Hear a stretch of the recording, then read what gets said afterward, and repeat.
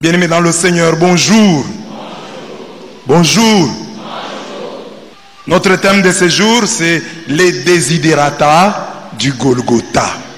Les desiderata du Golgotha.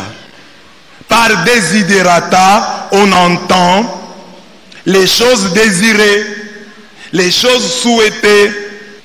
À travers cet enseignement, nous voulons que Dieu nous révèle ce qu'il désire, que nous tirions comme leçon des événements de Golgotha. Dieu nous amène à Golgotha pour nous instruire. Pourquoi est-ce que Dieu a accepté que son fils meure sur la croix? Quel est son objectif? Quelle est sa visée? Qu'est-ce qu'il cherche? Qu'est-ce qu'il souhaite désormais voir en nos vies? C'est ça. Nous avons 5 points. Dans le premier point, nous allons expliquer le sens du mot Golgotha. Dans le deuxième point, nous allons parler de l'hématidrose. Jésus qui prie et on voit sa sueur tomber comme des gouttes de sang.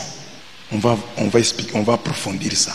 Golgotha, nous allons présenter au troisième point, Golgotha comme un trône. Comme un trône. Au quatrième point, nous allons présenter Golgotha comme la maternité des fils de la promesse. Et au cinquième point, nous allons présenter Golgotha comme le lieu du tout est accompli. Premier point. Le sens du mot Golgotha. Lorsqu'ils furent arrivés au lieu appelé crâne, ils le crucifièrent là, ainsi que les 2 malfaiteurs, l'un à droite, l'autre à gauche. Luc 23, 33. Comme on le voit, Golgotha, c'est l'endroit où Jésus fut crucifié. Matthieu 27, 33. Marc 15, 22. Jean 19, 17. Dit ceci. Arrivé au lieu nommé Golgotha, ce qui signifie lieu du crâne. Le lieu du crâne. Les lieux du crâne. Golgotha. Dis à ton voisin, Golgotha signifie lieu du crâne. On peut se poser la question de savoir de quel crâne il s'agit. Lieu de quel crâne?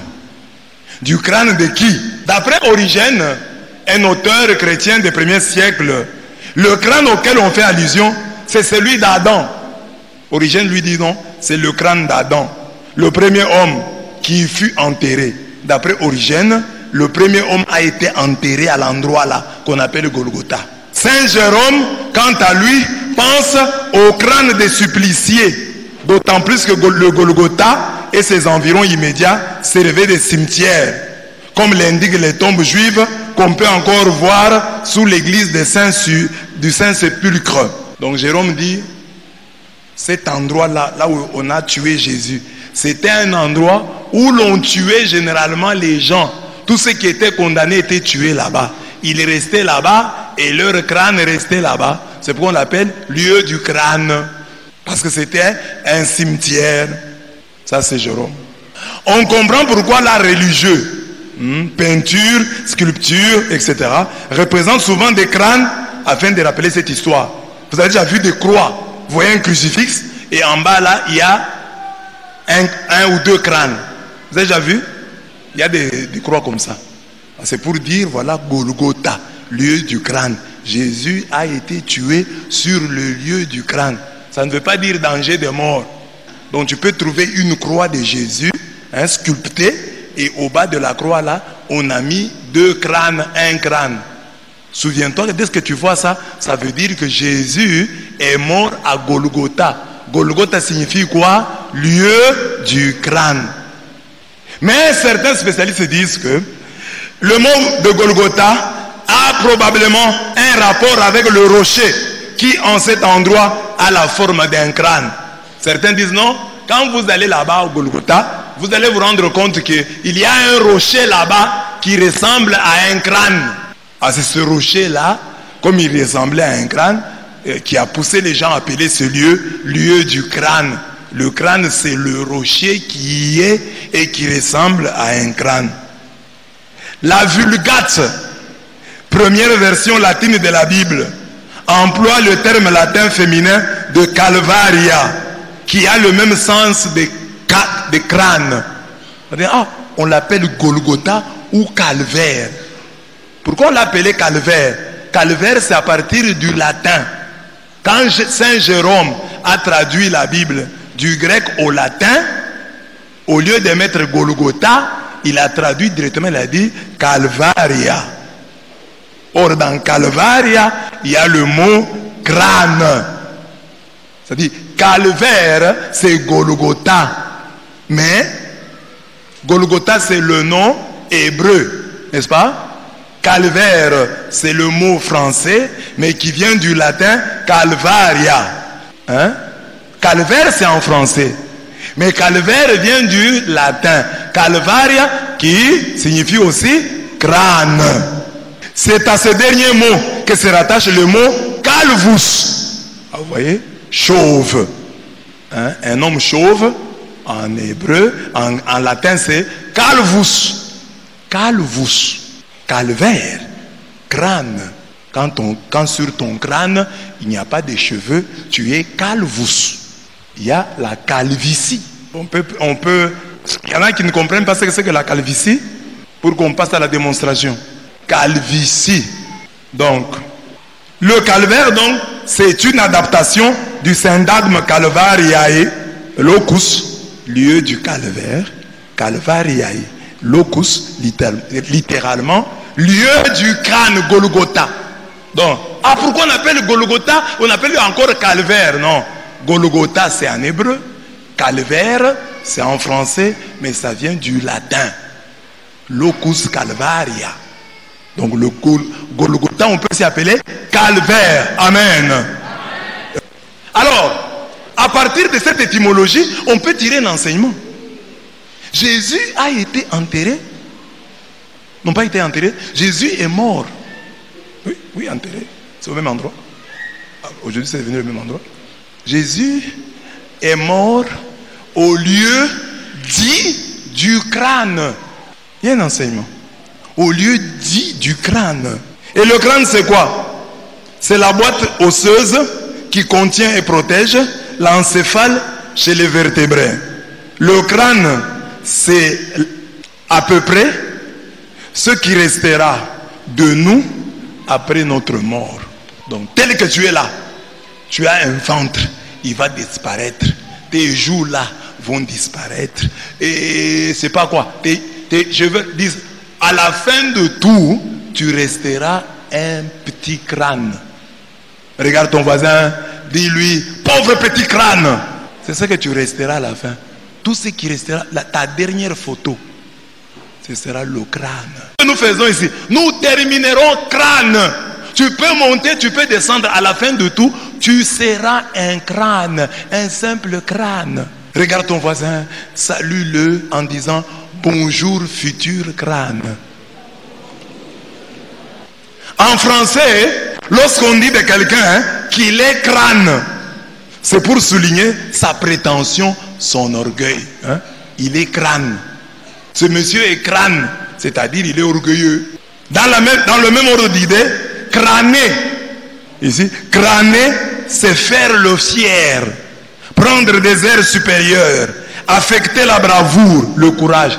Il aime trop crâner. Cette analyse historico-linguistique nous amène à découvrir les désidérata du Seigneur par rapport au Golgotha. Les mortels que nous sommes n'ont pas besoin de crâner, car finalement, ils finiront par devenir crânes.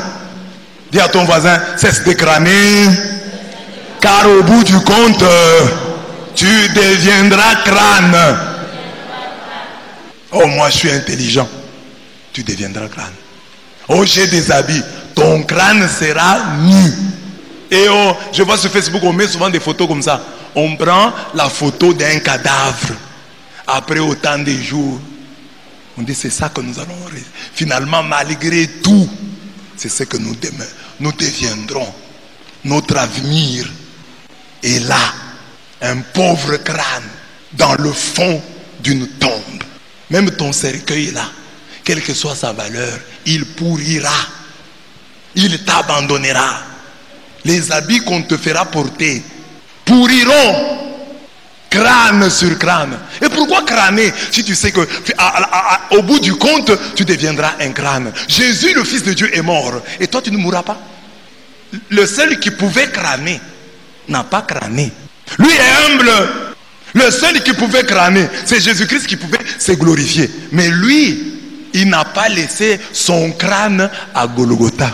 Mais toi, tu laisseras ton crâne quelque part. Tu abandonneras ce crâne. Demande à ton voisin, ton crâne restera où? Tu ne sais même pas. Ah, moi, je suis intelligent. Ton crâne restera où? Si tu es intelligent, réponds-nous, où restera ton crâne? Où est-ce qu'on pourra le retrouver après toi? Mais l'unique qui pouvait se vanter, parce que lui, son crâne n'est pas resté sur la terre, c'est Jésus-Christ. Mais c'est lui l'humble par excellence. C'est lui qui s'abaisse. Et toi, dont le crâne restera quelque part, tu crânes, tu te vantes, tu prétends être quelqu'un, alors que tu n'es au final qu'un pauvre crâne. Amen. Golgotha, c'est la fin de la vie de tous ceux qui ont usurpé la gloire du roi des rois. L'unique qui est passé au Golgotha sans y laisser son crâne. Ainsi donc, pour Jésus qui s'est abaissé jusqu'à la mort, Golgotha n'est pas la fin d'une vie, mais le début d'une nouvelle histoire. Ceux qui marchent à la suite du roi des rois n'ont plus à se glorifier pour leur richesse, pour leur sagesse, pour leurs origines, pour leurs enfants. Mais ils doivent se glorifier dès la croix de Golgotha, de ce qu'il leur a obtenu au lieu du crâne. Ne te glorifie pas pour ton argent. Ne te glorifie pas pour tes origines. Je suis de tel peuple. Oh, je suis de telle famille. Ça ne doit pas faire ta gloire. L'unique motif qui doit faire ta gloire, c'est que Jésus-Christ est mort pour toi à Golgotha. Au lieu du crâne, quelqu'un est mort pour toi. Acclamons Jésus.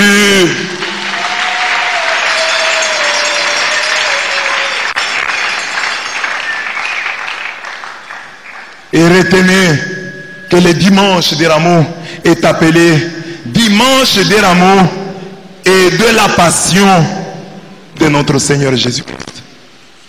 Donc, c'est pas seulement dimanche des rameaux, il faut dire dimanche des rameaux. Non, il y a deux parties. Il y a les rameaux, ce que nous venons de faire, mais il y a aussi la passion. Vous avez entendu, on a lu dimanche des rameaux et de la passion. Les rameaux, c'est la partie festive que nous avons eue. Maintenant, il y a la passion. Jésus est mort. À Golgotha, il est mort pour toi. Et c'est ça qui doit faire ta gloire, ta force et ton honneur. Dieu est mort pour toi. Amen. Dis à ton voisin, ne blague pas avec moi. Dieu est mort pour moi. Je ne suis pas n'importe qui. Jésus est mort pour moi. Jésus est mort pour moi. Acclame ton voisin pour qui Christ est mort. Dis-lui, je t'acclame. Parce que Christ est mort pour toi. Parce que Christ est mort pour toi. Tu n'es pas n'importe qui. Même si les hommes te critiquent, même si les hommes parlent de toi en mal, tu as du prix aux yeux de Jésus. Jésus a donné sa vie pour toi. Jésus est mort pour toi. Quand bien même le monde entier te rejetterait, souviens-toi toujours que le roi des rois, le Seigneur des seigneurs est mort pour toi. Si eux t'abandonnent, le roi des rois ne t'a pas abandonné. Il est mort pour toi. Acclamons Jésus qui est mort pour nous.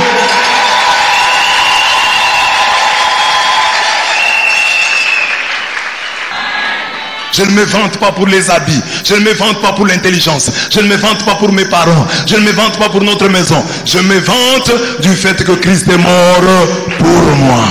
Jésus est mort pour moi. C'est ce que Paul dit dans Galates 6, 14. Pour ce qui me concerne, loin de moi. Lisons ensemble, vous avez les textes. Pour ce qui me concerne, loin de moi la pensée de me glorifier d'autre chose que de la croix de notre Seigneur Jésus-Christ, par qui le monde est crucifié pour moi, comme je le suis pour le monde. Galates 6, 14. Si tu veux te glorifier, glorifie-toi dans la croix de Jésus-Christ. Glorifie-toi en disant au monde, tel que vous me voyez là, avec mes défauts, avec mes erreurs, que vous voyez, que vous stigmatisez. Sachez une chose, Jésus-Christ est mort pour moi sur la croix. Et lorsque je me signe, lorsque je fais le signe de la croix, c'est cela que je veux dire. Il est mort pour moi. Il est mort pour moi. J'ai accès auprès du Père.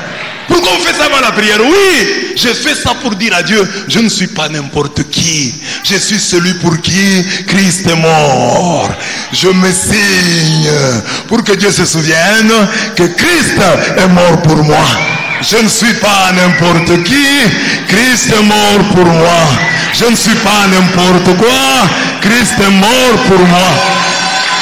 Alors demandez à ceux qui ne sont pas catholiques, comment est-ce que vous vivez particulièrement Galates 6, 14. Parce qu'on dit que nous devons nous glorifier dans la croix de Jésus. Ah, ils vont te dire, oh, nous disons ça. Nous disons que Jésus est mort pour nous. Mais nous les catholiques, nous ne disons pas seulement. Nous le faisons aussi. Nous ne disons pas seulement, dans nos maisons, vous trouvez la croix. C'est-à-dire, c'est ça. Il y a des gens, vous entrez dans leur maison, vous trouvez son diplôme. Vous trouvez sa photo. Le jour où il a terminé ses études. Mais dans la maison d'un chrétien, vous entrez, vous voyez la croix. C'est-à-dire le titre de gloire que j'ai, moi, le propriétaire de cette maison, c'est que Jésus-Christ est mort pour moi. Vous entrez dans la maison de ceux pour qui Jésus est mort. Vous entrez dans la maison de celui pour qui Jésus est mort. Vous entrez dans l'alimentation, dans le magasin de celui pour qui Jésus est mort. C'est ça que signifie la croix. Vous êtes devant celui pour qui Jésus est mort. Seigneur Dieu, celui qui te prie, c'est-à-dire c'est une présentation, tu te présentes. Je me présente, je suis celui pour qui Jésus est mort. Et cette croix me donne accès. Ce que Jésus a fait à Golgotha me donne accès auprès du Père. C'est le passeport, plus que le passeport diplomatique, plus que le passeport de service. Il me fait entrer, il me donne accès auprès du Père. C'est ainsi que quand tu commences une prière, commence par la croix. C'est pour dire, papa, à moi-même, laissez à moi-même, je ne peux même pas m'approcher de toi. Je ne peux même pas te parler. J'en suis indigne. Ce qui me donne l'audace, la force de me tenir devant toi, c'est ce que Christ a fait pour moi sur la croix. C'est ça qui me donne le courage de te parler. Je n'aurais pas dû te parler. Je suis un pécheur. Je suis un criminel. Mais ce que Jésus a fait pour moi sur la croix me donne accès auprès de toi. Je me signe pour pouvoir te parler. Souviens-toi que Christ est mort pour moi sur la croix. C'est ça ta médaille, ton permis de prier. Le permis de prier, c'est la croix. Le permis de manger, c'est la croix. Tout ce que tu fais, le permis est dans la croix. Comme il est mort, qu'est-ce qui s'est passé? Le rideau du temple s'est déchiré. On a dit, vous pouvez entrer. Vous avez accès. Acclamons la croix de Golgotha.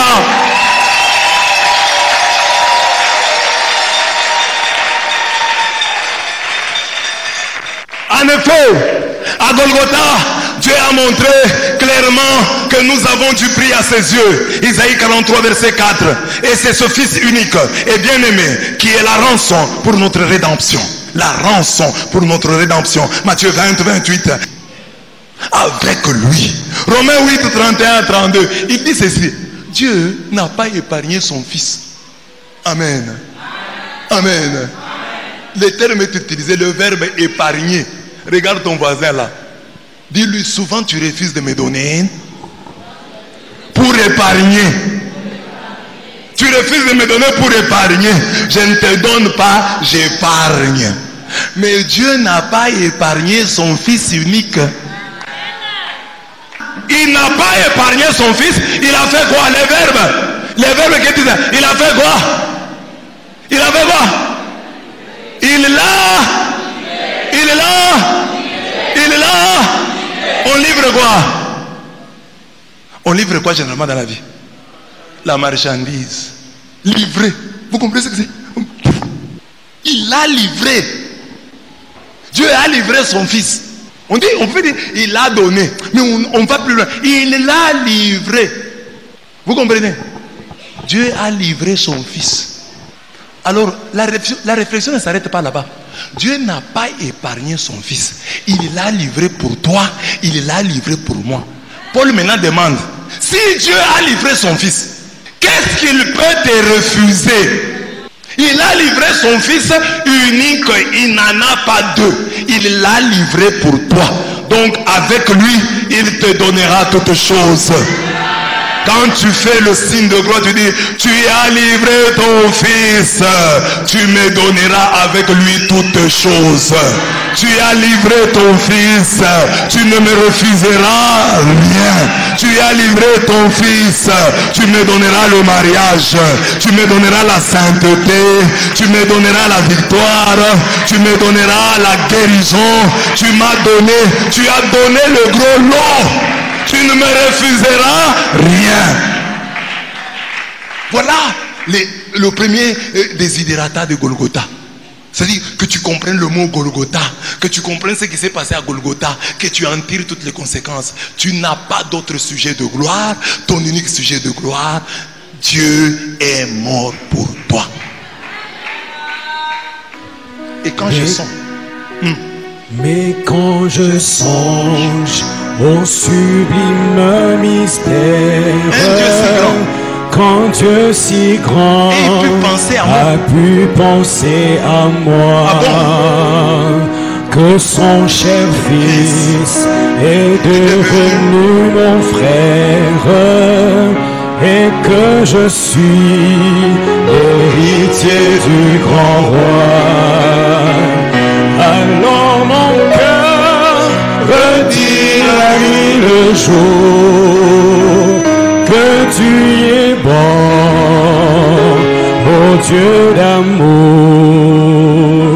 Alors mon cœur redit la nuit le jour que tu es bon, ô Dieu d'amour. Allons-en chanter.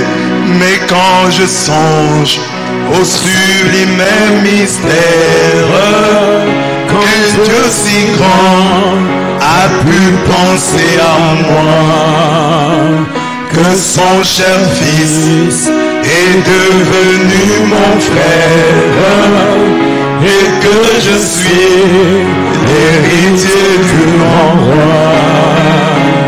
Alors mon cœur redit la nuit le jour que tu es bon, ô Dieu d'amour.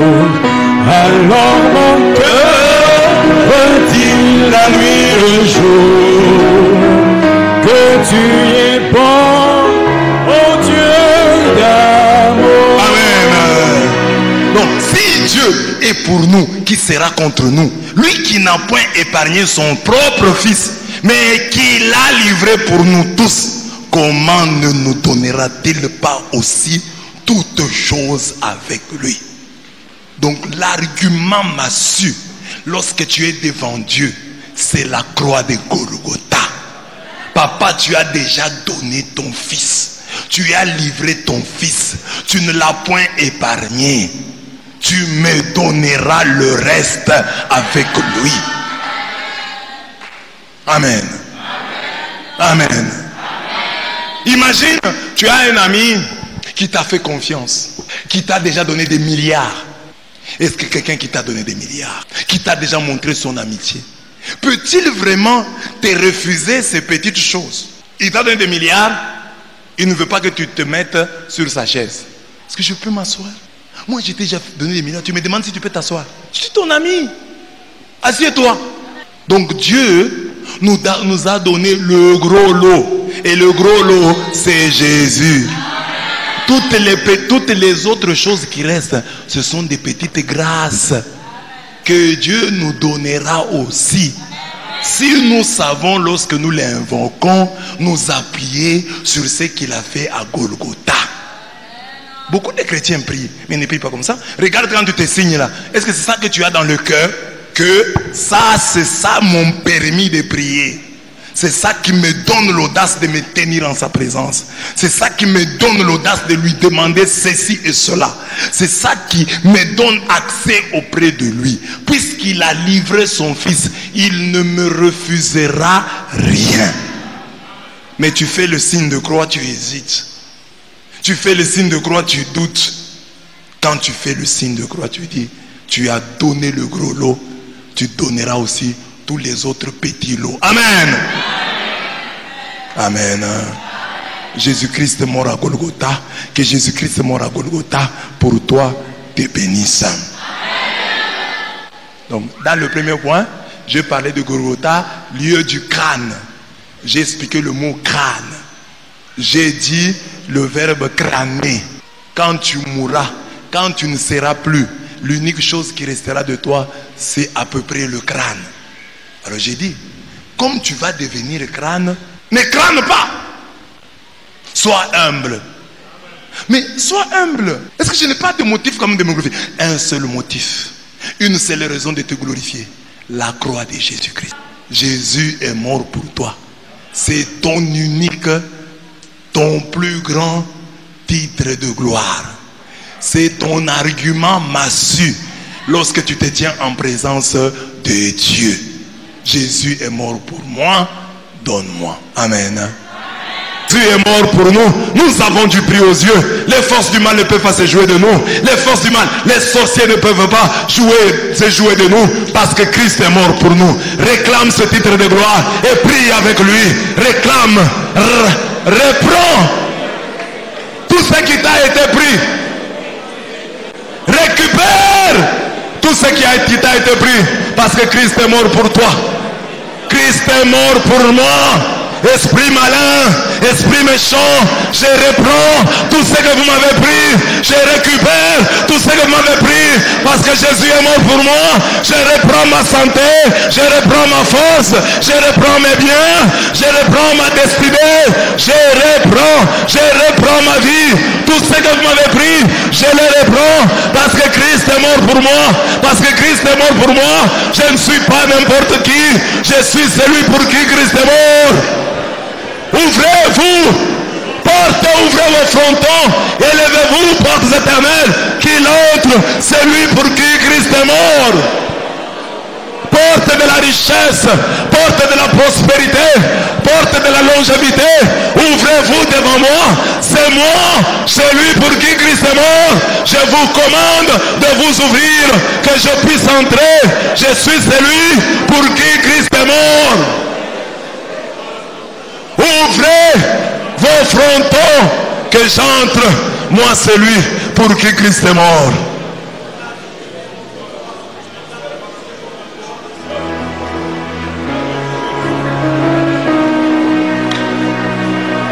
Ossements desséchés. Les ossements desséchés d'Élysée plutôt. Si les ossements desséchés d'Élysée, que la mort a pourtant tenu captif, ont pu ressusciter un mort. 2 Rois 13, 20 à 21. Quelle puissance de résurrection peut dégager celui dont les ossements ne sont pas restés au Golgotha? Les grands prophètes Élysée, ces ossements ont ressuscité un mort. Jésus-Christ est le puissant dont les os ne sont pas restés au Golgotha. Que ne peut-il pas faire pour toi? Il va faire plus et mieux. Il suffit que tu crois. Amen. Deuxième point, la dose de l'hématidrose.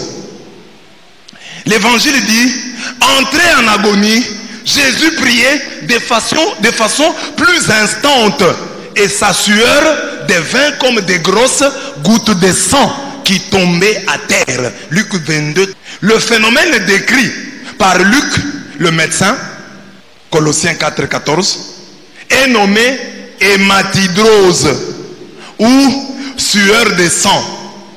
C'est une pathologie très rare dont la manifestation clinique est la sécrétion de sang ou d'un liquide rougeâtre par les glandes sudoripares. Elle serait causée par l'anxiété et le stress. Si le Christ a sué ainsi pour nous, une sueur comme des gouttes de sang. Dis à ton voisin, Jésus a déjà sué eau et sang pour toi. Pourquoi tu sues encore? Amen. Amen. Si le Christ a ainsi sué pour nous à Gethsémani, et si au Golgotha il a versé son sang pour nous sauver, nous n'avons plus de sang à verser. Il n'y a plus de sang à verser. Oh, pour ta réussite, viens avec un pigeon, viens avec une chèvre, viens avec une poule. Plus question. Jésus à Gethsémani a sué. La sueur comme des gouttes de sang. À la croix, l'eau et le sang sont sortis de son côté ouvert.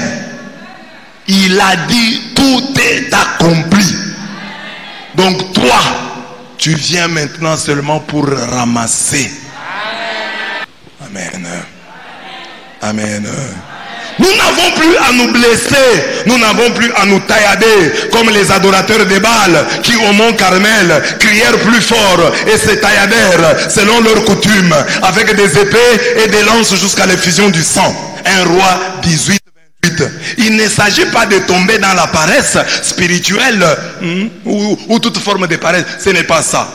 Il faut savoir dire comme Paul, ce qui manque aux souffrances du Christ, je l'achève en ma chair pour son corps qui est l'Église. Colossiens 1, 24. C'est vrai que comme chrétien, je dois souffrir avec le Christ. Mais le prix à payer, le prix de la grâce, la dose de notre hématidrose, c'est notre foi agissante par les œuvres. Jacques 2, 22. Donc tout ce que Dieu nous demande, Dieu dit, Jésus a fait le gros lot. Vous croyez. Croyez en l'œuvre de la croix. Croyez qu'il a payé pour vous la dette. Le fait de le croire va changer votre vie. Si vous croyez réellement que quelqu'un est mort pour vous, et ce quelqu'un-là se nomme Jésus, vous allez vivre autrement. Quelqu'un est mort pour moi, il s'appelle Jésus. Ah, donc, je dois lui parler. Je dois l'écouter. Je dois parler de lui. Si tu vois quelqu'un qui dit que Jésus est mort pour moi, il dit, Jésus est mort pour moi, mais ça ne l'a pas changé, c'est qu'il n'a jamais cru en Jésus-Christ. Si tu crois en Jésus-Christ, tu crois en lui réellement, les choses vont changer. Amen. Amen. Qui croit au courant? Qui croit au courant électrique? Ceux qui croient au courant électrique, levez la main.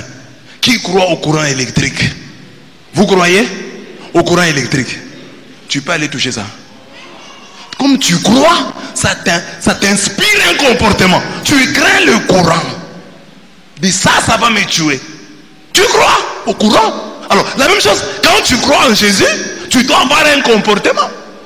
Qui croit au foufou? Qui croit au foufou? Tu y crois. Voilà pourquoi tu consommes le foufou. Et quand tu consommes, tu blagues. Tu consommes, c'est convaincu qu'en consommant, j'aurai de la force. J'aurai des protéines, j'aurai des vitamines. Et je tiendrai. Il y a des gens ici pendant le carême, quand ils prenaient le Socomol, ils croient que ce médicament-là, dans leur ventre, exige quoi? Manger. Les manger. Voilà. Tu crois? C'est la foi. Donc, et ça, tu dis, bon, le carême, oui, mais il faut que je mange. Donc, tu crois. La croyance change le comportement. Alors si quelqu'un dit, je crois en Jésus et rien ne change, tu ne crois pas. Parce que quand tu crois au courant, ça t'inspire au courant électrique, ça t'inspire un comportement. Quand tu crois au foufou, ça t'inspire un comportement. Quand tu crois à l'argent, amen. Imaginez que dans ton sac là, tu aies 10 000 $. Est-ce que tu crois que dans ton sac, bon, que chacun imagine, hein? Vous fermez les yeux. Chacun dit, dans mon sac, j'ai 10 000 $. Hein? Dis, dans mon sac, j'ai 10 000 $. tu vas laisser ce sac-là comme tu l'as laissé? Tu vois? Donc, quand tu crois qu'il y a de l'argent, il y a un comportement. Pas seulement ça. Imagine quelqu'un qui aurait un iPhone. Hein? Un iPhone. Combien? 12. iPhone 12 par exemple. Ça peut coûter combien? 1500. Tu as ce téléphone-là. Hein? Un enfant dit, donne-moi un peu, je vais jouer avec. Tu lui donnes. Nous connaissons, nous savons les téléphones que nous donnons aux enfants. C'est quoi? Comme ton téléphone là. Parce que tout dépendant, nous disons, bon, même s'il casse ça, c'est pas quand même, bon, c'est pas quand même exagéré, on va s'arranger. Bon, tu crois à ton téléphone. Ça t'inspire un comportement. Qui croit aux œufs? Tu as les œufs. Tu te promènes comment? Tu peux t'asseoir sur un œuf. Donc l'œuf, tu le gardes précieusement, jalousement. Parce que tu crois. Tu sais que l'œuf est fragile. La même chose. Si tu crois en Christ, les gens disent, non, la foi, non. Quand tu crois en Christ, la foi ne saurait ne pas s'accompagner d'œuvres. Quand tu crois, la foi te donne un comportement. La foi te donne une attitude. Amen. Amen. Le prix à payer donc, c'est le prix de la grâce. La dose de l'hématidrose. Puisque Jésus a fait tout pour nous. Il a sué eau et sang pour nous. Si nous croyons en ce qu'il a fait à Gethsémani et à Golgotha, nous aurons un comportement différent. Nous aurons des attitudes différentes que nous inspirera notre foi. Amen. C'est pourquoi je donne Jacques 2, 22. La foi sans les œuvres est morte. C'est notre adhésion à l'œuvre de la croix. Abraham crut à Dieu et cela lui fut imputé à justice. Donc Abraham, quelle est la plus grande œuvre d'Abraham que nous les enfants d'Abraham, nous devons s'y reproduire en nos vies? C'est la foi. Il crut et Dieu l'a mis sur la liste des justes. Abraham, tu as cru en moi. Étant centenaire, toi étant centenaire, je t'ai dit, tu auras un enfant avec Sarah, quasi centenaire. Tu as cru pour l'avoir cru, pour t'avoir comporté conformément à cette foi. Abraham, je mets ton nom sur la liste des hommes justes. Je te regarde comme un homme juste parce que tu m'as fait confiance et parce que cette confiance que tu m'as faite est accompagnée des gestes, des actions. Parce que imaginez maintenant, Dieu lui a donné cet enfant. C'est le fils de la promesse. Quelques années plus tard, Dieu lui dit, l'enfant là, le fils de la promesse là, tu me l'offres. Et Abraham a cru, il a pris l'enfant. L'Hébreu dit, quand il offrait son enfant, quelque part, il croyait que Dieu était capable. Même si Abraham le tuait, Dieu était capable de le ressusciter. Qu'au-delà de la mort, qu'au-delà de la mort que lui allait infliger à cet enfant, comme c'était un enfant de la promesse, il continuerait à vivre. Abraham a cru en Dieu et pour ça, Dieu a mis son nom sur la liste des hommes justes, sur la liste des hommes saints. Amen. Amen. Est-ce que tu as compris? Le prix de la grâce, c'est l'action de grâce. C'est Abraham qui nous apprend que la première dîme de l'humanité, parce que c'est Abraham qui est l'inventeur de la dîme, la première dîme de l'humanité, ce n'était pas du marchandage, ce n'était pas Dieu, l'homme donnant à Dieu pour que Dieu puisse lui donner en retour. Non, la première dîme de l'humanité fut une action de grâce. Si Dieu a tout fait à Gethsémani, si Dieu a tout fait à Golgotha, tout ce que nous pouvons faire, c'est lui rendre grâce. Nous devons transpirer dans l'action de grâce. Nous devons transpirer dans la louange. Parce que lui a tout fait. Nous, notre vie, toute notre vie durant, nous devons lui rendre grâce. Nous devons le bénir. Nous devons le louer. Nous devons l'acclamer. Parce que lui a tout fait. Parce que lui a tout accompli. Tout ce que nous pouvons faire, c'est le louer, c'est le glorifier, c'est le bénir.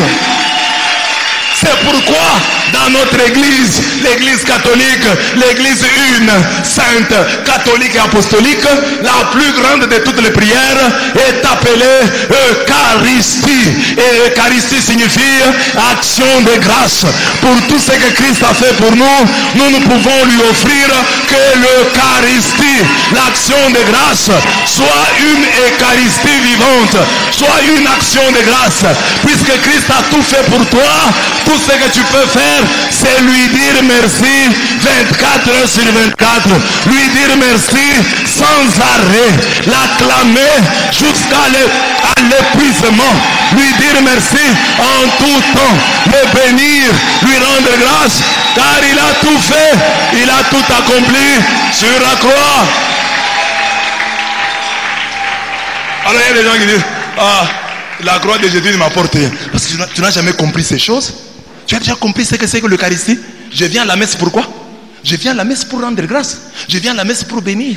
C'est pour ça qu'on vient à la messe. C'est pour dire merci. Pas dire merci pour ton argent là que tu as. Ou ta réussite. On vient dire merci pour ce que Dieu a fait pour nous en Jésus-Christ. C'est ainsi qu'à la messe, le prêtre, chaque jour, il prend le pain. Les autres églises n'ont pas compris ça. Il prend le pain, il prend le vin. Il dit, parce que c'est ce que Jésus a fait le jeudi saint. Il a résumé en l'annonçant ce qu'il allait faire le vendredi. Il dit, le vendredi, on va me tuer. Mais je vous montre ça déjà. Il prit le pain. Il le rompit. On va me rompre. Il le rompit. Il le leur donna en disant, prenez, mangez-en tous. Ceci est mon corps livré. Mais le corps sera livré vendredi. Mais déjà jeudi, il montre ce qui arrivera. Il termine, il dit, prends la coupe.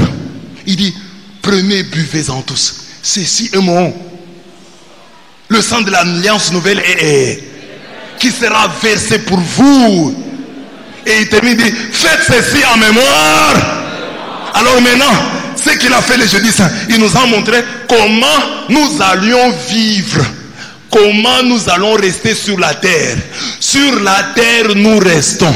Lui dire merci pour ce qu'il a fait le vendredi, en célébrant ce qu'il a fait le jeudi. C'est ça notre église. L'église catholique, ce qu'il a fait le vendredi, il l'a résumé et prophétisé les jeudis à travers des gestes. Prenez, mangez, prenez, buvez, faites ceci en mémoire de moi. Ça, il a fait jeudi saint. Le vendredi, il le réalise. Et le jeudi nous a dit, vous ferez ceci. Rompre le pain, boire, partager la coupe, en mémoire de moi, pour vous souvenir de moi. Donc c'est ça la messe, c'est ça l'Eucharistie. Donc nous venons chaque dimanche, chaque jour, dire merci à Jésus pour ce qu'il a fait le vendredi en faisant ce qu'il a fait le jeudi. Vous avez compris? Amen. Il prit la coupe et de nouveau il rendit grâce. C'est de là que vient le mot Eucharistie. Il rendit grâce. Parce qu'on dit il prend mais il rend toujours grâce. Il prend, il rend toujours grâce. Donc c'est ça la messe. Donc nous comme catholiques, notre spécialisation, comme notre prière, la plus grande de nos prières, se nomme Eucharistie. Nous ne devons pas accepter que sur cette terre, il y ait quelqu'un, un membre d'une autre église, qui dit merci à Dieu plus que nous. Parce que nous sommes l'église de l'Eucharistie, de l'action de grâce. Le prix de toute cette grâce, de tout ce que Dieu a accompli pour nous sur la croix, à Gethsémani, à Golgotha, le prix c'est quoi? Le prix c'est quoi? C'est l'action de grâce. Le prix de la grâce, c'est l'action de grâce. Le prix de la grâce, c'est l'action de grâce. Le prix de la grâce, c'est l'action de grâce. Le prix de la grâce, c'est l'action de grâce. Le prix de la grâce, c'est l'action de grâce. Voilà, c'est ça. Donc Jésus a transpiré pour nous à Gethsémani. Il a transpiré pour nous à Golgotha. Nous aussi transpirons pour lui dans l'action de grâce. C'est ça la foi, simplement ça. Nous, c'est l'action de grâce. Lui a tout fait. Nous lui rendons grâce. Par la beauté de notre vie, par la beauté de nos chants, par la beauté de notre comportement, par la beauté de tout notre être. C'est notre manière de lui dire merci. Et on ne dit pas merci seulement avec des paroles. On dit merci à travers un comportement. C'est ça qui nous indigne. Quand quelqu'un à qui nous avons fait du bien ne nous rend pas l'ascenseur, ne nous rend pas l'appareil, nous nous indignons. C'est ça aussi Dieu. Donc cet homme-là qui aujourd'hui te trahit, le jour où tu lui avais fait du bien, il avait dit merci. Mais pourquoi tu regrettes? Parce que pour toi, ce que tu lui as fait comme don, c'était un pont jeté entre vous. Tu as fait ça pour que vous puissiez rester amis. Pour que lui soit en toi et toi en lui. Mais maintenant il est sorti. C'est ça qui te fait mal. La même chose pour Dieu. Action de grâce, c'est pas seulement dire merci. C'est tout un comportement, toute une vie. Dieu a fait ceci. Il m'a donné son fils. Jésus s'est livré pour moi. Alors toute ma vie, je la lui donne. Ma vie, je la donne à Jésus. Pour toujours. Pour ce qu'il a fait pour moi à Gethsémani, pour ce qu'il a fait pour moi au calvaire. C'est mon ami du calvaire. Je reste attaché à lui pour toujours. Amen. Et c'est ça la foi chrétienne. L'Eucharistie. Action de grâce. 3. Golgotha a un trône. En Jean 12, 32 à 33, il est dit, et moi, quand j'aurai été élevé de la terre, j'attirerai tous les hommes à moi. En parlant ainsi, il indiquait de quelle mort il devait mourir. Alors que pour le commun des mortels, mourir crucifié est une déchéance, une malédiction. Deutéronome 21, 23, Galates 3, 13. Jésus interprète sa mort comme une élévation, comme une intronisation. Et pour cause, mourir sur la croix sortait déjà de l'ordinaire. Car les Juifs tuaient les faux prophètes par lapidation. Mais avant que son jour n'arrive, Jésus leur annonce qu'il ne mourra pas selon les systèmes juifs de la lapidation, mais bien selon le système romain de la crucifixion. Il mourra debout, tel un Dieu. Ils le crucifieront simplement pour que s'accomplisse cette prophétie. Ils lèveront les yeux vers celui qu'ils auront transpercé. Zacharie 12, 10. Jésus normalement devait mourir par lapidation. Mais il a dit, moi je serai élevé de terre. Vous n'allez pas me tuer par terre. Moi, vous me tuerez élevé entre ciel et terre. Vous ne me tuerez pas par terre. Comme vous tuez les faux prophètes, moi vous m'élèverez. Accomplissement de la prophétie qui a dit, ils lèveront les yeux vers celui qu'ils auront transpercé. Même ceux qui le tuent ne peuvent pas les regarder comme ça. Ils les regarderont comme ça. Toi, sauve-toi toi-même. Mais il est élevé. Il interprète sa mort comme une élévation, comme une intronisation. Je ne mourrai pas par terre, je mourrai debout. Amen. Acclame Jésus mort debout. Il y a là un grand enseignement pour nous. Nous ne devons pas attendre notre résurrection pour croire à notre royauté, pour pardonner à nos bourreaux, pour crier notre victoire. N'attends pas la résurrection pour te montrer Dieu. Montre-toi Dieu déjà dans la souffrance, parce que tu l'es. Comme Jésus, nous devons avoir une lecture positive de nos souffrances. Nous devons considérer nos souffrances comme une transition vers l'élévation, car nos chemins de croix ne sont rien d'autre que des chemins d'avenir, des chemins de gloire. Cette vérité biblique parle de nous. En vérité, je vous le dis, si le grain de blé qui est tombé en terre ne meurt, il reste seul. Mais s'il meurt, il porte beaucoup de fruits. Jean 12, 24. Ne faisons pas de nos souffrances des morts couchés, mais des morts debout, des plongées, des descentes aux enfers, pour notre propre résurrection et pour celle de tous les nôtres. Contemplons Jésus au Golgotha, en pleine agonie. Il pardonne à ses bourreaux. Luc 23, 34. Il canonise Dismas, le bon larron. Luc 23, 39 à 43. Il meurt en remettant son esprit entre les mains de son Père. Luc 23, 46. Et c'est ainsi que le centurion romain, en voyant mourir le Christ, glorifie Dieu dans sa foi des païens, en disant, sûrement cet homme était injuste. Luc 23, 47. Vraiment, cet homme était un fils de Dieu. Marc 15, 39. Ici, un texte biblique doit particulièrement nous interpeller. Vous êtes des dieux. Vous êtes tous des fils du Très-Haut. Cependant, vous mourrez comme des hommes. Psaume 82, 6 à 7. Jésus est Dieu. Il a fait de nous des dieux. Il a vécu comme Dieu et il est mort comme Dieu. Il veut que nous vivions et mourions comme des dieux. Avant de mourir comme des dieux, vivons, réjouissons-nous et souffrons comme des dieux. Tiens, quand ils souffrent, ça ne fait pas beau les regarder. Ils souffrent comme des pauvres, comme des gens qui n'ont jamais cru en Jésus-Christ. Il faut que même dans ta souffrance, parce que Jésus dit, explique sa mort, dit, ma mort sera une élévation. Il dit, vous penserez me tuer, mais en réalité, vous serez en train de m'élever. Ce que vous appelez mort, moi je l'appelle élévation. Jésus a donné une couleur, un nom, une odeur à sa souffrance. Il l'a maîtrisée.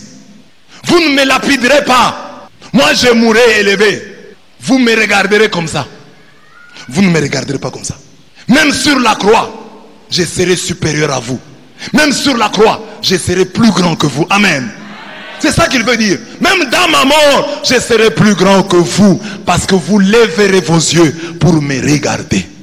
Quelle est ton attitude, toi qui es chrétien, dans la souffrance? Aujourd'hui, tu viens, la passion de Jésus. Regarde la liberté. Je vous ai prêché ici en semaine, je dis, être libre, c'est être libre devant la mort. Quelqu'un qui tremble devant la mort n'est pas libre. Et Jésus, devant la mort, regardez sa liberté. On lui pose des questions, il dit, vous venez de les dire. Vous l'avez dit. On dit, ce monsieur n'a pas peur de mourir. Il ne veut plus vivre.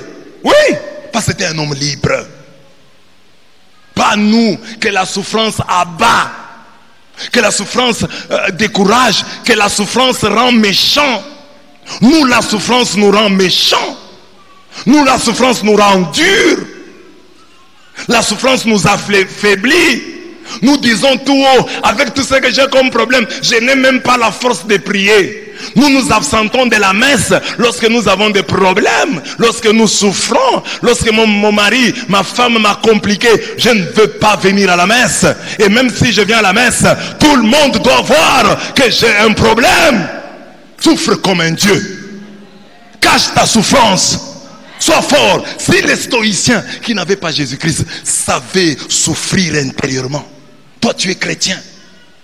Une petite souffrance, le monde entier doit en être informé. Tu dois crier à tue-tête pour que le monde vole à ton secours. Ton maître Jésus, regarde comment il est calme. Regarde comment il est digne dans la souffrance. Regarde comment il est debout jusque dans la mort. Il est debout sur la croix. D'abord sur le chemin de croix. Il s'est parlé aux femmes. Femmes de Jérusalem, ne pleurez pas pour moi. Pleurez pour vos enfants, pour vous et pour vos enfants. Là il souffre. On l'a fouetté. Mais il parle bien. Il est sur la croix. Il meurt comme un Dieu. Il dit, Père, pardonne-leur. Ils ne savent pas ce qu'ils font. Sur la croix. Si tu étais toi, je suis en train de mourir, tuez-moi, mais vous verrez bientôt ce qui va vous arriver. Non, lui sur la croix dit pardonne-leur, ils ne savent pas ce qu'ils font. Sur la croix, il peut faire entrer quelqu'un au ciel. Souviens-toi de moi quand tu viendras dans ton royaume. Pas quand je viendrai, mais ce soir, tu seras avec moi dans le paradis d'Ismas. Tu seras avec moi dans le paradis. Là, il est Dieu sur la croix. Sur la croix, en proie à d'atroces douleurs, il a un mot pour sa mère. Il dit à Jean, le disciple bien-aimé, voici ta mère. Il dit à maman, Marie, il dit, femme, voici ton fils. Là, et vous comprenez la douleur là. Donc il est suspendu, les pieds sont cloués. Alors imaginez la douleur qu'il peut avoir, des clous dans ses mains et tout le poids du corps, tout le corps est tiré vers le bas. Et imaginez la douleur. Mais dans cette douleur, il dit des bonnes choses. Entre tes mains, je remets mon esprit. Toi, quand tu es un peu malade, là, tu ne pries même pas. Comment je vais prier avec ça? Quand tu es malade, tu ne manges même pas. Quand tu es malade, tu rends tout le monde mal à l'aise. Tu veux que le monde entier tombe malade avec toi. Tu as déjà fait ça une fois, on a compris. C'était une première séance. Mais tu l'as fait deuxième fois, troisième fois. C'est devenu ton habitude. Ta femme sait que mon mari, quand il est malade, c'est mon calvaire. Il dit au revoir. Venez, les enfants, maman, appelez vos enfants, appelez tous les enfants. Je commence à mourir. Quand vous allez rester en paix. Tu as déjà fait ça 2 fois. Quand tu es malade, façon tu marches, on dit tu vas mourir bientôt. Ne parlons pas de ce qui t'arrive, toi maman, quand tu es enceinte. C'est comme si toi, tu vas enfanter l'office de Dieu. Lors du deuil, n'en parlons pas. Voilà le chrétien qui nous a toujours dit, j'irai au ciel. J'irai au ciel. Si je meurs, je vais au ciel. Son mari meurt. Nous montre la foi, que la mort qui t'arrive, ta mort ou la mort des membres de famille, soit pour toi une occasion pour évangéliser, pour dire aux gens, c'est vrai, je crois au ciel. Mon mari, parce que j'ai un mari, j'ai un frère, j'ai des sœurs qui vont en Europe. Le ciel c'est plus que l'Europe. Si je les accompagne quand ils vont en Europe avec joie à l'aéroport, de la même manière, et plus je dois avoir la joie quand je les accompagne à leur dernière, entre guillemets, demeure. Et ça, je ne vous dis pas des choses, des livres de Jésus. Je vous parle de quelqu'un. Wivine Sebiera, cette fille qui est morte, jeune. Les témoignages connus, les jeunes de lumière. Dans sa mort, elle avait une maladie mortelle, mais elle faisait tout pour faire plaisir à ceux qui venaient la consoler. Nandulumpungu, mêmement, atteint d'un cancer. Les gens séminaristes, les gens disent mais il sera triste, il va être révolté. Dans sa souffrance, j'ai lu ça quand j'étais jeune. Nandulumpungu était fort. Les gens qui venaient le consoler étaient émerveillés par son courage, par sa foi. Dernièrement en Europe, on a montré l'histoire d'un jeune prêtre. Il est diacre malade, il est atteint d'une maladie mortelle. Bon, on l'a ordonné. Et quelques jours après, il est mort. Mais la joie qu'il dégageait, alors qu'il se savait mourant. C'est ça, les gens qui montrent que réellement, ils ont cru en Jésus-Christ. Tu as cru en Jésus-Christ, quand il y a un deuil, ta mort approche, tu commences à te scandaliser, tu commences à aller à gauche et à droite, tu quittes l'église, la mort viendra, Jésus est mort, tu mourras. Quand elle vient, je l'accepte. Mais je reste digne. Regardez quand Jésus meurt. Un païen, un soldat en plus, il voit, il dit, oh, quelqu'un qui meurt comme ça, ça c'est un fils de Dieu. Ça c'est un fils de Dieu. Ça c'est un juste. Il meurt comme ça. Comme ça. Avec tant de dignité. Non, c'est un fils de Dieu. Ça, c'est un homme juste. Qu'est-ce qu'on dira le jour de ta mort? Parce qu'en mourant, on voit ce que tu vas faire. Hey, ils sont là. Ils sont là. Ils sont là. Les anges, non, les anges, non. Pas les anges. Les démons. Ils vont avec moi. Ils vont avec moi. Prends-moi. Un chrétien qui meurt comme ça. Grâce d'une bonne, que Dieu te l'accorde. Amen. Mais avant de mourir debout, vis debout, souffre debout. Un peu de dignité. Comme je l'ai dit souvent ici, même si tu as faim, tu n'as pas d'argent, dignité. Habille-toi bien. On n'a pas besoin de millions pour bien s'habiller. Pour s'habiller décemment. Pour s'habiller luxueusement, on a besoin de millions. Mais pour s'habiller décemment, on n'a pas besoin de millions. Habille-toi décemment. Le peu que tu as là, nettoie ton pantalon, nettoie ta chemise, sois propre et présente-toi dignement. Les gens vont voir, oui, elle souffre, oui, il souffre, mais il est digne, elle est digne dans la souffrance. Dis à ton voisin, tu souffres, je le sais. Tu souffres, je le sais. Mais sois digne dans la souffrance. Amen. Reste debout dans la souffrance. Tu vas chez autrui, on te donne à manger. Tu as faim, mange calmement. Tu commences à te disputer, tu commences à manger comme si tu n'avais pas mangé depuis 3 jours. Cache ta faim, cache ta honte. Sois un peu digne. Et même quand tu vas chez autrui pour manger, va lundi, saute mardi, saute mercredi, rentre vendredi. Toi tu commences à aller chaque jour. Mais les gens vont se fatiguer. Tu as mangé, c'est bon. Mais ne va pas chaque jour. Un peu de dignité pour toi-même. On va te mépriser. Tu verras maintenant, tu commences à venir, on commence à te chasser. Tu commences à venir, on ne te salue plus. Tu as exagéré. On t'aime, c'est bien. Mais l'amour se conserve à travers aussi la réserve. Conserve l'amour à travers ton sens, ton esprit de réserve. Réserve-toi. Et puis quand tu manges, ce n'est pas parce que tu es pauvre, quand on te donne à manger, tu commences à faire trop de commentaires. Tu es dans la souffrance. Vous vous rappelez de ce que je vous ai raconté ici, la différence entre le manioc, l'œuf et le café. Il y a 3 types de chrétiens. Des chrétiens manioc, des chrétiens œuf et des chrétiens café.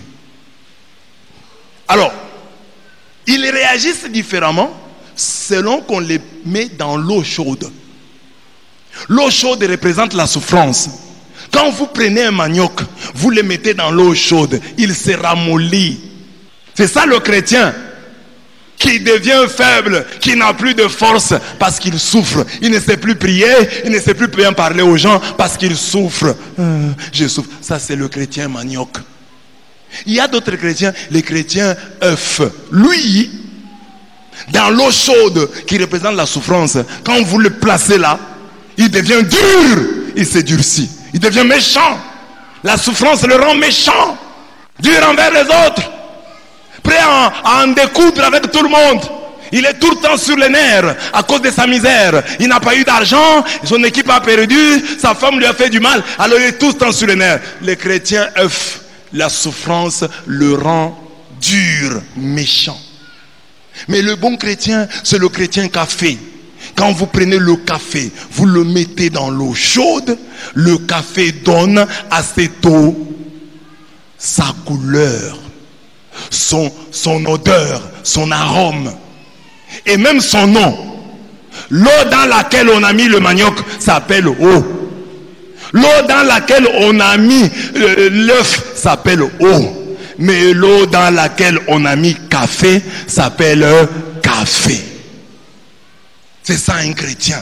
La souffrance est là. Prends ton lit et marche. Que la souffrance ne te prenne pas. C'est toi qui dois prendre ta souffrance. C'est toi qui dois avoir la maîtrise sur elle. C'est toi qui dois la contrôler. Elle ne doit pas te contrôler. Dans la souffrance, tu dois être digne. Mourir debout, souffrir debout, te réjouir debout, vivre debout. Amen. Un peu de dignité dans la souffrance. Dis à ton voisin, dignité dans la souffrance. Amen. Est-ce que tu as compris? Que Dieu te bénisse. 4. Golgotha, maternité des fils de la promesse. Jésus ne parle pas. Il est comme Isaac. Isaac a été amené, on devait le sacrifier. La Bible ne nous dit pas, Isaac a réagi, Isaac a parlé. Il était comme l'agneau qu'on amène à l'abattoir. Isaac s'est tu, Jésus s'est tu. Silence dans la souffrance. Dis à ton voisin, silence dans la souffrance. C'est corollaire à ce que nous venons de dire. Dignité dans la souffrance. Mais ici j'ajoute un élément important. Le silence de Jésus, le silence d'Isaac viennent de leur obéissance. Silence signifie obéissance. Dis à ton voisin, silence signifie obéissance. Et obéissance signifie silence. Il y a des moments où dans la vie, il faut seulement vous taire. Taisez-vous. Fils de la promesse, faites comme Isaac, taisez-vous. Cessez de parler. Vous parlez un peu trop de tout et de rien. Taisez-vous quand vous souffrez. Taisez-vous quand vous rencontrez des problèmes. Maltraité, s'humilier. Il n'ouvrait pas la bouche comme l'agneau qui se laisse mener à l'abattoir, comme devant les tondeurs, une brebis muette. Il n'ouvrait pas la bouche. Isaïe 53, 7. Quand on lit l'épisode du sacrifice d'Abraham, mieux de la ligature d'Isaac, on s'est dit qu'Isaac était une annonce, un type du Christ crucifié. L'agneau silencieux. En effet, le jour où au mont Moria, Abraham devait offrir son fils en holocauste, le silence de cet enfant devant ce qu'on pourrait appeler la folie meurtrière de son père est étonnant. Genèse 22, 6 à 13. Comment Isaac n'a pas parlé? Son père veut le tuer. Le fils se tait. Il ne réagit pas. Ce qui frappe dans ce texte, c'est justement le silence de cet enfant devant le danger. Il n'ouvre pas la bouche. Il ne crie pas contre son père.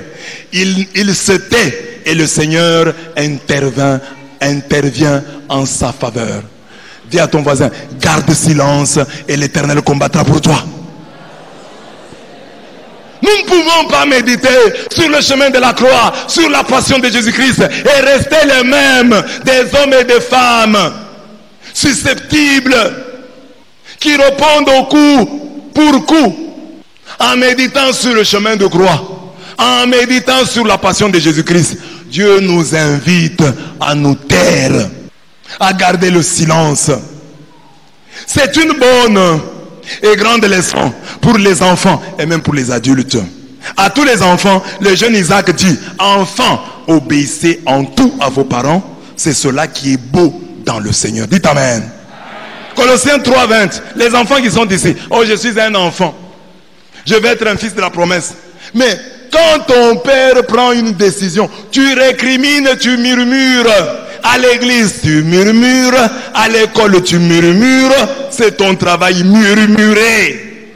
Tu murmures partout. Tu es un opposant partout. Devant ton propre père, tu murmures. Devant ta propre mère, tu murmures. À l'église, tu murmures. Partout, tu murmures. C'est le premier commandement suivi d'une promesse afin que tu sois heureux et que tu jouisses d'une longue vie sur la terre. Pour être heureux sur cette terre et jouir d'une longue vie, enfants, obéissez à vos parents. C'est cela qui est beau dans le Seigneur. Soyez obéissants. Vous n'aurez pas un papa qui fera ce que Abraham a fait pour son fils Isaac. Il n'y a aucun papa qui vous ligotera, qui vous mettra sur l'autel, prêt à vous tuer. Mais le papa que vous avez, il vous dira, va un peu me payer telle chose au marché. Et là tu refuses. Non. Lève-toi, va prendre telle chose en chambre. Non. Éteins la télé et tu dis non. Éteignons la télé, prions, non. Mais Isaac, son papa le ligote, le place sur l'autel, lève la main pour le tuer. L'enfant ne dit rien. Il obéit à son père, fils de la promesse. Tu veux savoir si tu es fils de la promesse? Regarde comment tes parents te regardent. Si tes parents te craignent, tu n'es pas un fils de la promesse. Tu es le fils et la fille de la malédiction. Tes parents ne doivent pas te craindre. C'est toi qui dois craindre tes parents. Mais tu as réussi à les terroriser. Aujourd'hui, ils te craignent. Tu as gagné la phase aller. Est-ce que tu gagneras la phase retour? Un enfant ne doit pas en imposer à ses parents. C'est mon père qui est le chef et non moi. C'est ma mère qui dirige et non moi. Il y a des familles dirigées par les enfants. C'est eux qui font la loi. Tant que l'autre n'a pas parlé, tu arrives même à la maison comme ça, ton père et ta mère en train de te critiquer. Tu arrives comme ça, ils se taisent. Et tu es content. Amen. Enfants, obéissez en tout à vos parents. Vous m'appelez Abba, Père, Abbé. Alors, ça doit être comme ça. Obéis à celui que tu appelles Abba. Si tu ne veux pas obéir, commence à m'appeler par mon nom. Tu me vois, Blaise, bonjour, je vais répondre. Mais si tu m'appelles Abbé, tu m'appelles Père. Alors je suis Père, obéis-moi. C'est ce que la Bible dit. À tout le monde, Isaac, comme annonce de Golgotha, dit ce qui suit. Si faisant le bien, vous supportez la souffrance, c'est une grâce auprès de Dieu. Or, c'est à cela que vous avez été appelés, car le Christ aussi a souffert pour vous, vous laissant un modèle, afin que vous suiviez ses traces. Lui qui n'a pas commis de faute, il ne s'est pas trouvé de fourberie dans sa bouche. Lui qui insultait, ne rendait pas l'insulte. Souffrant, ne menacez pas, mais s'en remettez à celui qui juge avec justice. 1 Pierre 2, 20 à 23. Ne te laisse pas vaincre par le mal, sois vainqueur du mal par le bien. À l'école d'Isaac, annonçant le Christ de Golgotha, nous apprenons que la victoire, dans certaines circonstances, commence par le silence. Nous ne pouvons pas régner avec le Christ si nous souffrons et portons nos croix dans le bruit, en nous plaignant, en répondant du tac au tac à nos ennemis. Mais pour garder ainsi le silence, il faut s'accrocher à ses songes, comme Joseph, être le fils de la promesse, comme Isaac, et avoir l'espérance de sa résurrection, comme Jésus. Amen. Amen. Amen. Donc, maternité des fils de la promesse. Donc, la croix, Golgotha, doit nous donner l'attitude des fils de promesse. Comment se comportent-ils? Les fils de la promesse sont obéissants et manifestent leur obéissance à travers leur silence. Retenez ça. Dis à ton voisin, je suis un fils, une fille de la promesse.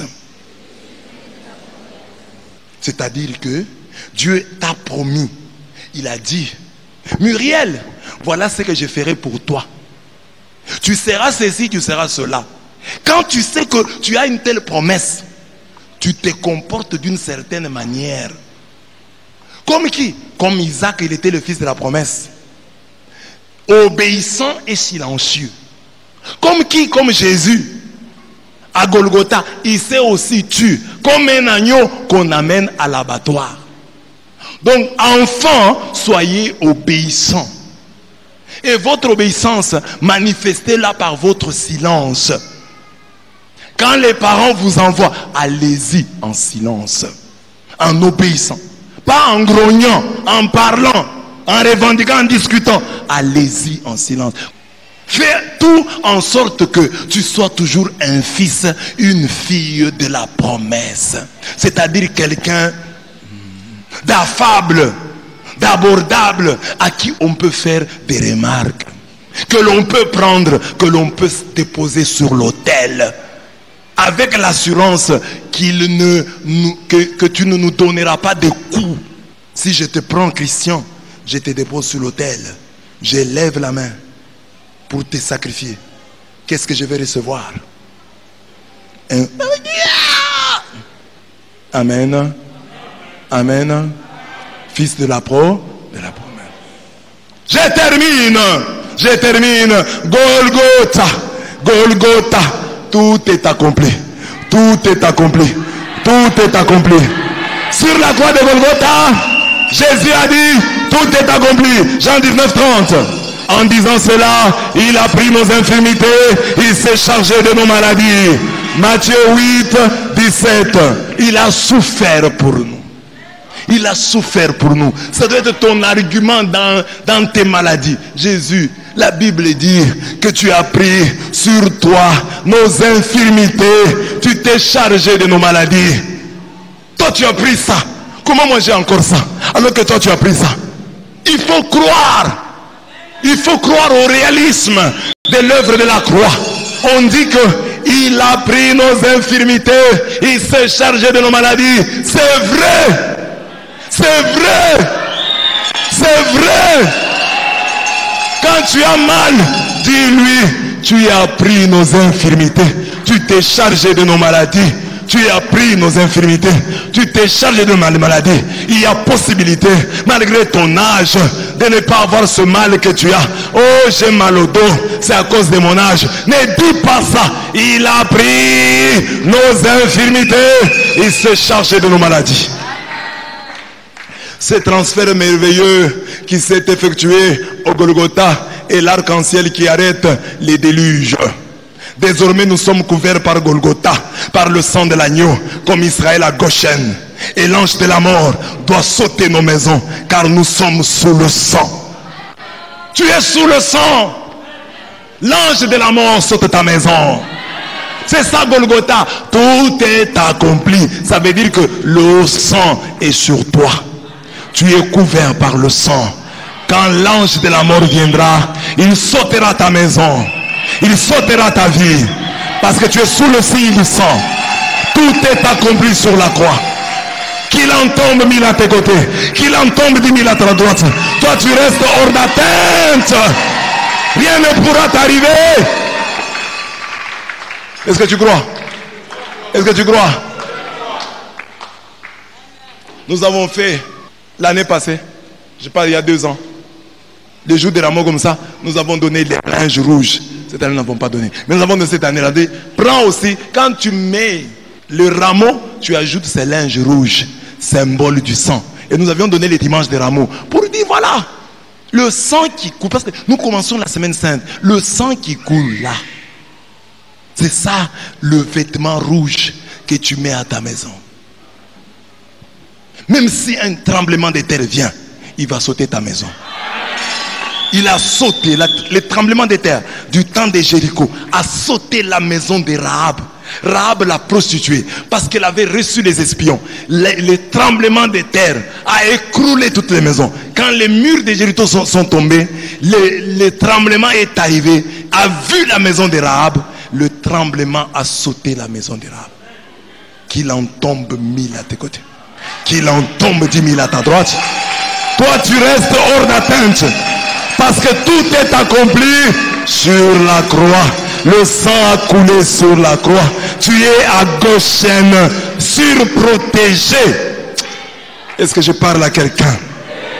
Les mains tendues de Jésus sur la croix agissent plus que celles de Moïse sur la brèche, s'interposant entre Dieu et son peuple afin de protéger ce dernier. Psaume 106, verset 23. À Rephidim, Moïse a levé les mains. Fatigué, il a levé les mains. Fatigué, ses mains ont été soutenues par Aaron et Hur. La Bible dit, tant que ses mains étaient élevées, Israël gagnait. Jésus-Christ est sur la croix, mais élevé pour ta victoire. Jésus-Christ est sur la croix, mais élevé pour ta gloire. Tu ne perdras pas. Tu gagneras, car tout est accompli sur la croix. Tu peux être mené au score, mais tu gagneras. Tu peux être mené au score, mais tu gagneras. Tu peux être mené au score, mais tu gagneras. Parce que ses mains sont levées pour ta victoire. Il faut croire en ces choses. Je ne vous raconte pas des histoires. Je vous dis des choses. Si vous y croyez, mes bien-aimés, votre vie sera transformée. Il suffit d'y croire, de dire Amen, de croire que c'est vrai, que Jésus-Christ a tout accompli sur la croix. Amen. Amen. Au Golgotha, Dieu a effacé l'acte dont les ordonnances nous condamnaient et qui subsistait contre nous. Et il a éliminé en le clouant à la croix. Il a dépouillé les dominations et les autorités et les a livrées publiquement en spectacle en triomphant d'elles par la croix. Colossiens 2, 14 à 15. Souvent on croit que quand c'est Jésus-Christ qui a été déshabillé à la croix. C'est vrai. C'est lui qui a été déshabillé. Mais ça veut dire que c'est eux ce sont les forces du mal qui ont été dépouillées à la croix. Jésus symbolise cela par son propre dépouillement. Il montre en fait que à travers mon dépouillement ici, ce sont les forces du mal qui sont dépouillées. Elles n'ont plus de force. Elles n'ont plus d'autorité. Elles ont perdu tout pouvoir. Car moi, Jésus, je me suis dépouillé. Et c'est ce système de jeu-là que les militaires congolais ont appris. Les gens de Kamouinansa. Je vous parle des choses spirituelles. Je ne sais pas si vous avez l'oreille spirituelle pour comprendre. Je vous parle des choses spirituelles. On dit que les gens de Kamouinansa avaient des fétiches. Mais pour les atteindre, pour tirer sur eux et les tuer, il fallait que nos militaires se déshabillent. Vous avez appris ça? Vous avez appris que quand un militaire congolais s'est déshabillé, eux devenaient impuissants. C'est ce que Jésus a fait sur la croix. Il s'est déshabillé. Ainsi tes ennemis sont devenus impuissants. Ils ne peuvent rien contre toi. Le petit rien que tu vas faire va les tuer. C'est ça. Nous sommes dans le monde spirituel. Il faut comprendre ces choses. Ah bon? Donc si tu te déshabilles, ils deviennent impuissants. C'est ce que Jésus a fait. Il s'est déshabillé pour rendre impuissante toutes ces forces de l'ennemi. Il est mort nu pour les dépouiller. Il les a dépouillés. Leurs armes sont devenues sans effet. Leur sorcellerie est devenue sans effet. Parce que Jésus-Christ est mort nu sur la croix. La nudité de Jésus les a affaiblis. Les a affaiblis. Ils n'ont plus de force. Ils n'ont plus de force. Ils n'ont plus de force. Ils n'ont plus de force. Ils n'ont plus de force. Tout ce qu'ils font contre toi ne réussira jamais. Ils peuvent te mordre au talon, mais tu écrases leur tête. Amen. Il faut croire. Il faut croire. Même si tu le vois faire, ne crains plus. Quelqu'un s'est déjà déshabillé pour toi. Quelqu'un s'est déjà déshabillé pour toi. Et tu sais ça arrive dans les combats. Quand les gens se battent, il y a des gens qui enlèvent les habits pour bien se battre. C'est ce que Jésus a fait. Il a enlevé les habits pour bien se battre pour toi, pour bien triompher pour toi, pour bien gagner pour toi. Donc tu es gagnant, tu es vainqueur, tu es champion par Jésus-Christ. Il a gagné pour toi. C'est pourquoi il peut dire, tout est accompli. Tout est accompli. Il suffit de croire à ce qu'il a fait pour toi sur la croix pour voir sa gloire. Des choses simples, mais auxquelles les gens ont du mal à croire. Parce que comme je vous l'ai dit souvent, si on prend un véhicule qui coûte $1 million, on le met dehors là, on dit qu'on le vend à $1000, beaucoup de gens vont hésiter. Il n'y a que les courageux qui diront c'est vrai, je donne $1000.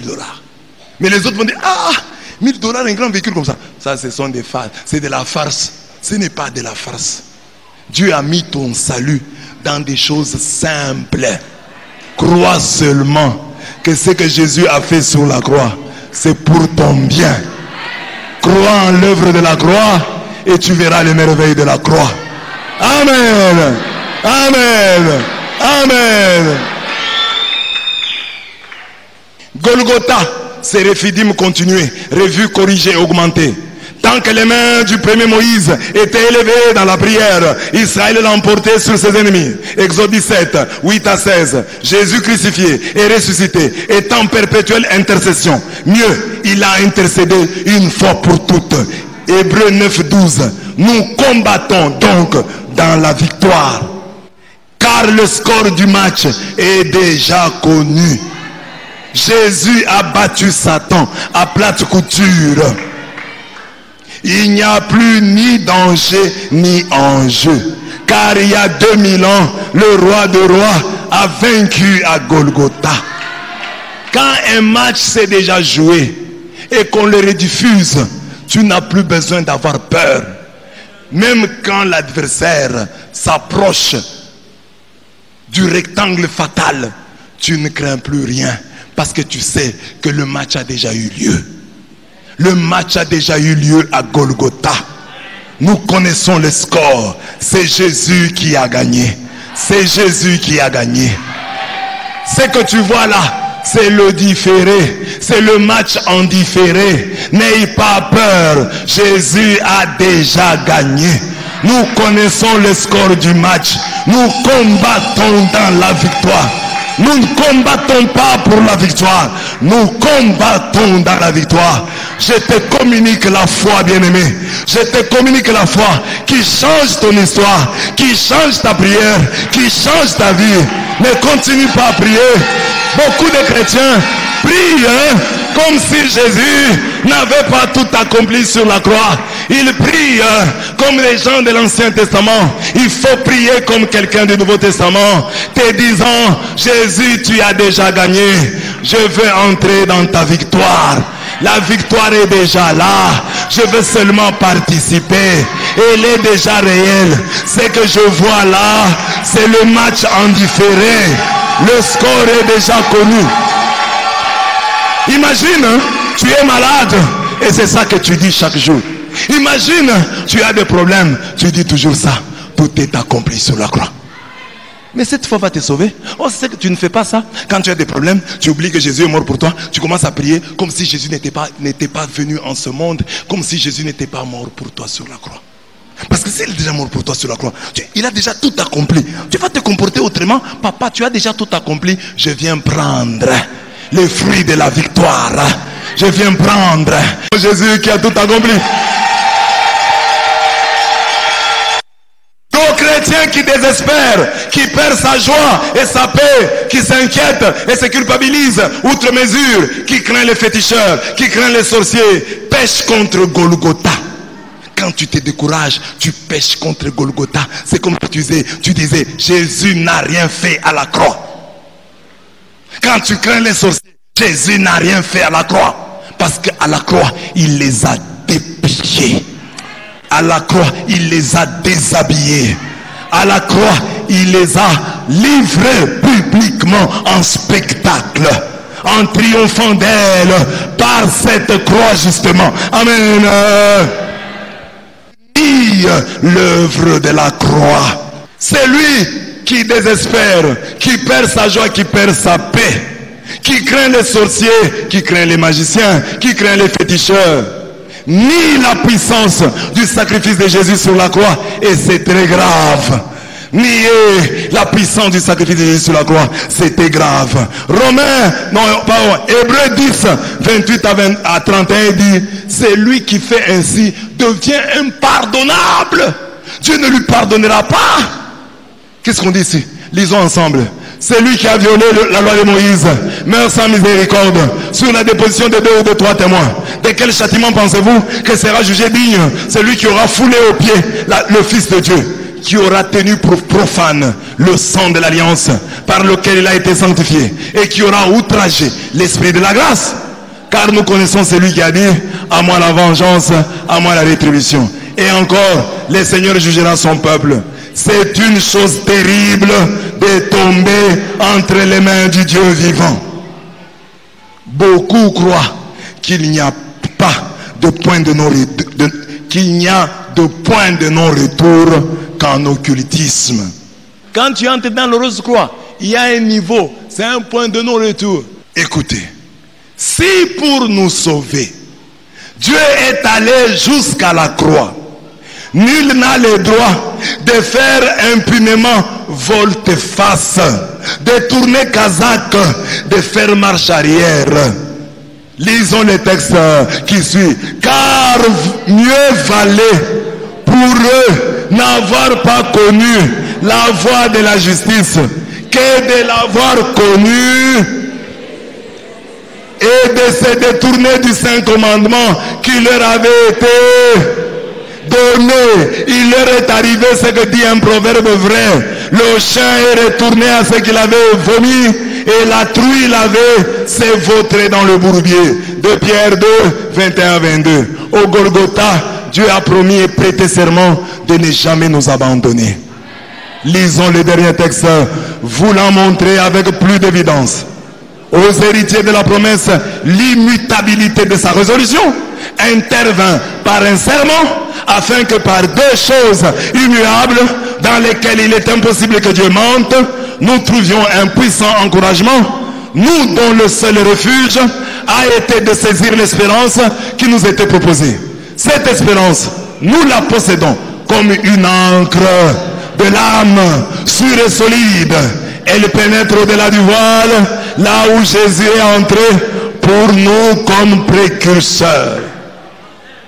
Hébreux 6, 17 à 20. Sur le logo de la paroisse, il y a l'encre. L'encre est le signe de l'espérance. L'encre, c'est quoi? C'est pas l'encre dans les stylos. C'est l'encre des bateaux. Il y a un truc là. Vous voyez le signe de la paroisse? Le logo. On a dessiné la Vierge Marie avec à l'intérieur l'enfant Jésus. Alors, quand vous regardez, ça c'est ça, l'encre. Alors, vous voyez, c'est Jésus qui est ici. Alors, qu'est-ce qu'on fait de l'encre? Quand un bateau veut accoster, on jette l'encre. Il y a à chaque port des dispositifs faits de sorte qu'on puisse y accrocher l'encre. Vous voyez comment l'encre est? C'est par exemple un gros morceau de bois ou un fer qu'on a mis dans le sol, au bord de la rivière, au bord de l'eau. Alors on met l'encre, il bloque maintenant le bateau. Le bateau ne sait plus bouger. Même s'il y a le vent, le bateau ne sera pas emporté parce qu'il est accroché à ce truc-là par l'encre. Alors on dit que pour nous, c'est la même chose. Jésus est entré au ciel à la manière de l'encre. Il est déjà là. Alors nous sommes ici. Nous n'allons pas couler. Parce que nous sommes accrochés, branchés sur lui. Nous n'allons pas couler.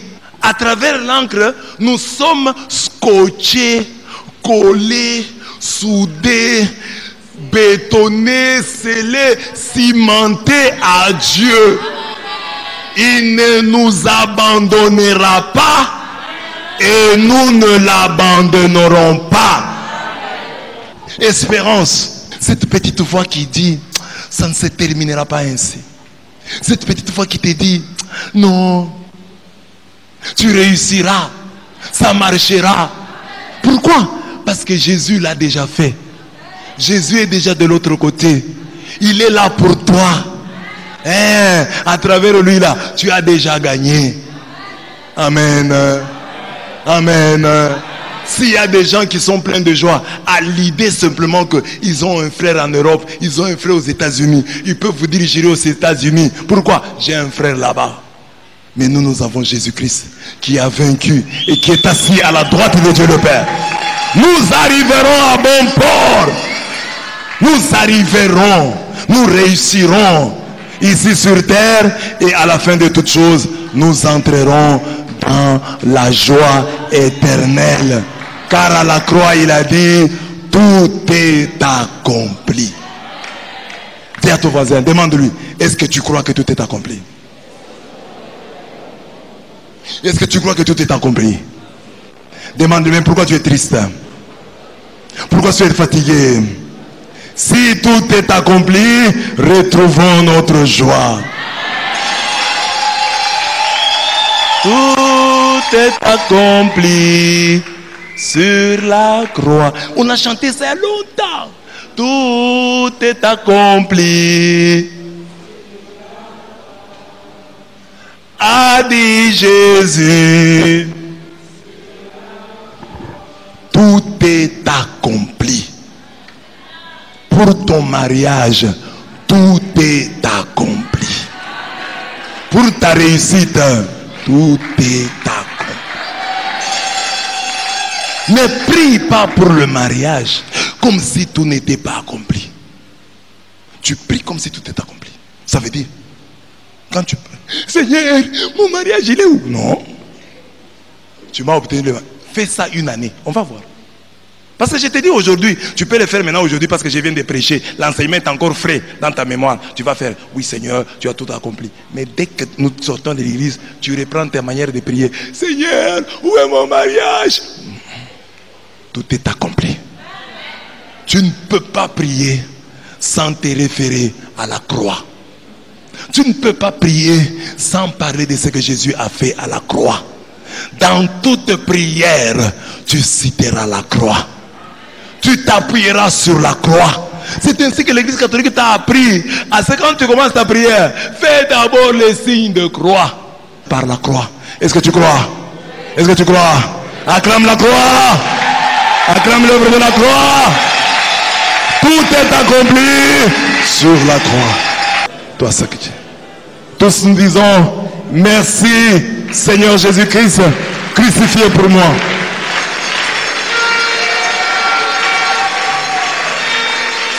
Amen. Amen. Que Dieu vous bénisse.